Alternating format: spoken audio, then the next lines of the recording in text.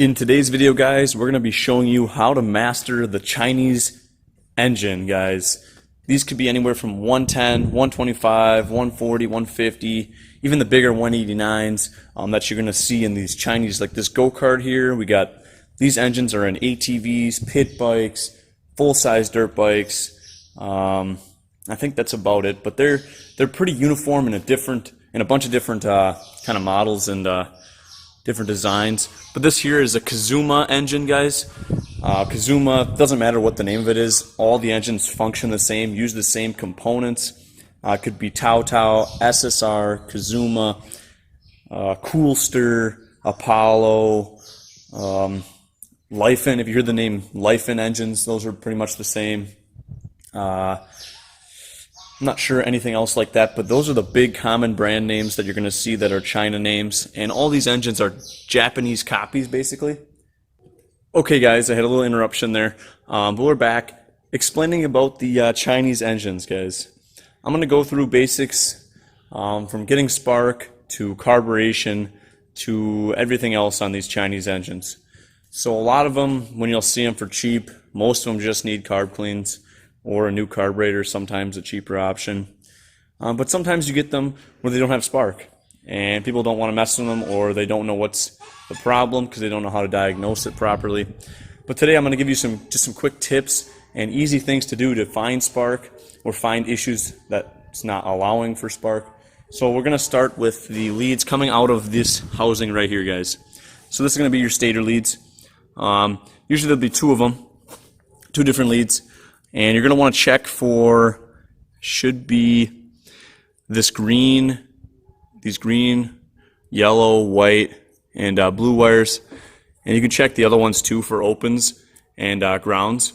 So basically, if you want to check for an open in the circuit, take your meter, go to ohms, and just go from lead to lead in these four areas. Put a pin, one of your leads here, one of them here. Check, make sure you got a value and not an open in the circuit. If that turns out to be good, well, then you know your stator's good down there, and you can move on to the next component. If it's bad, or if you have an open, that's probably not good, and your stator might be the problem of why you're not getting spark. But we'll check the other things before you go ahead and replace that, because then you have to pull the flywheel off and replace it. They're not expensive on any of these Chinese motors. It's just going to be a little more work than the rest of the components that allow for spark. Right here, guys, it's usually a red and black wire. That's going to be your main AC power coming off your stator. So if you plug a meter on AC voltage into there and you see a good like 40, 50 volts, something like that when you're cranking it, that's saying that your stator's producing AC voltage, and that's actually really good. So you shouldn't have like no voltage or 10 volts or something like that. Maybe if your maybe the manual that you have with it recommends that, but from what I've seen on two different Chinese engines, there's about 40 to 50 volts AC coming off the black and red. Usually it's a black and red wire that's separate from all the rest of them. It's just kind of in a bullet connector. I've had that on two different models, on a pit bike, and this go-kart had the same thing. Next thing, after you've eliminated the stator as any of your issues for spark, guys, look in the CDI box, which is the black box right here. Usually it's got 5 pins, and it's got a connector going to it. Basically, the only way to test the CDI box is to find one that's good or get one and test it. There's no real way to check if they're good or bad. But you can check the coil next and see if that's working. And if that's working and your stator's working, then maybe the CDI box is the problem. I'm going to go ahead and just mention that before you guys do any of this stuff, make sure your kill switches and all that stuff aren't affecting the spark if they have corrosion or anything in them. Don't overlook the obvious stuff first. Check your kill switches, key switch stuff. If there's corrosion, maybe that's always shorting out to ground and it's always grounding out your ignition. So make sure you guys check that first before you do any of these checks. It's not really a way to test them, and you just basically got to plug and play with a new one to see if it was bad. I know CDI boxes on these Chinese bikes do go bad, along with the coils, guys. You can get those cheap racing coils and stuff for cheap. Good tip, guys, check all the wiring connections on these Chinese bikes, especially the one going to the CDI box, that 5-pin connector, and the 2 wires that go to your coil. Looks like that yellow and black and that green wire back there. Make sure the connections are good, because I've had them already where the red and black wires have been like loose, and I've also had where the CDI box was disconnected. and all I did was plug it back in and I had spark. So it could be very, very simple, guys. These Chinese connectors do not have the best pin quality, and the connections aren't a nice snug fit. They're usually kind of loose, and over time they get even worse. So the best thing is to either put some tape on them, electrical tape. I've done that, just cheated a little bit and kind of taped the connector to the CDI box, and that helped a lot, kept it getting good contact. But the coils, guys, not too many tests you can do. You can do the opens and grounds on a coil too. Just put one of your leads in the end of the plug and one to one of the probes back here on the actual coil itself, and see if you get a reading to make sure there's good connection there. And you can check continuity and all your wires going back to the CDI box, because basically the CDI box just charges up, takes the electricity and power from the stator and transfers it to the coil, and the coil steps up the voltage to whatever, how many thousand volts it needs for the spark plug, and then it fires. So you need a CDI box for spark, you need a coil for spark, and you need a stator to produce the initial electricity and voltage to make spark as well. So those three components right there, guys, are basically all you need on a Chinese bike to make it have spark. And there's a lot of issues with those three components. So once you've nailed that and you got spark, a lot of them need carburetor cleanings or carb replacements, all that stuff. So the carburetors on these are super, super cheap quality, and that's why they're so cheap to replace. You can get a carb for like 15 bucks, I think, possibly less. But you can clean these. They got like 2 bowl screws on the bottom, probably Phillips heads, and basically they have a pilot circuit, main circuit. It's just like a normal Mikuni carburetor. They're basically knockoff Mikuni carburetors. They just copy their design and use it. So basically you can clean those out, take your jets out, clean them out so you can see through them. Use some tag wire, steel brush wire, brake clean, and some compressed air will get the job done fairly easy. And once that's good and you have your spark, usually any of these Chinese motors will run. And as long as you got good fuel going into it, make sure you guys flush your fuel tanks as well on these, especially on anything that's been sitting a while. You smell the gas, it's bad. Start with the fuel tank, flush it.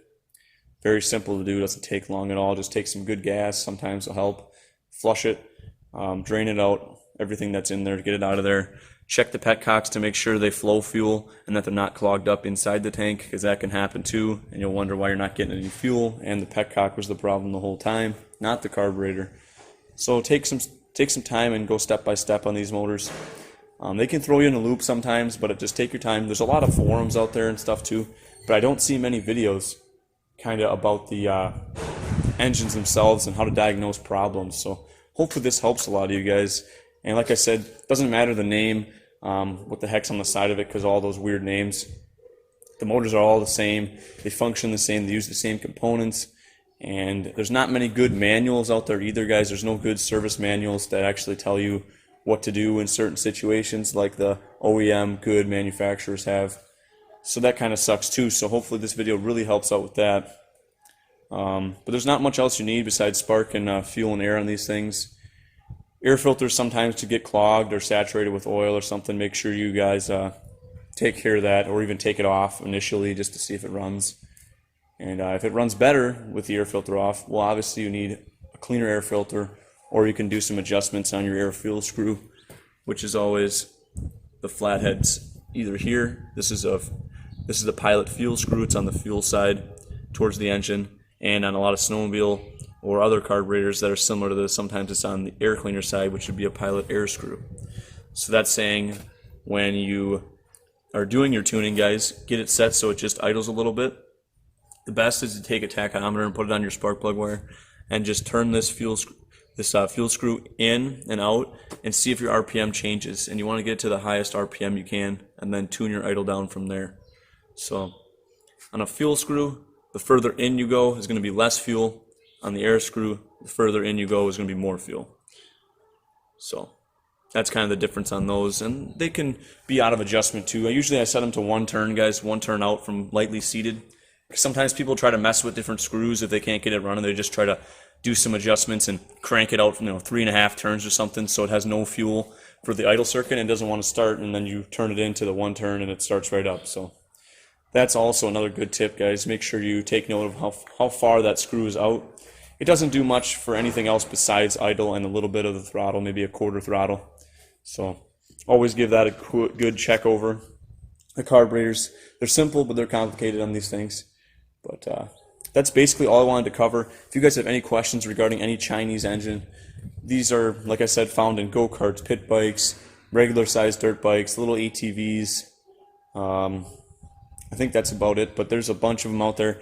A lot of different manufactured brands, but they're all the same, like I said. Parts, if you want to get parts, look for eBay parts, guys. That's going to be the biggest source. They're going to get you some parts on there. Lots of the stuff that you're going to need for spark-wise and carburetor-wise are going to be on eBay. Just search up what you have, what part you're looking for, and you can usually find it for very, very cheap. But hopefully this was a very helpful video, guys. I put a lot of time into thinking about this, and I wanted to get a nice video out there because I know there's not much information about these Chinese engines, and there's a lot of people out there that have them. So if you guys can work on them and fix them, usually it's very helpful. So thank you guys for watching. Make sure you guys subscribe, like this video if you enjoyed it, comment down below what you guys thought, and if you have any issues with your engines, and I'll see you guys in the next video.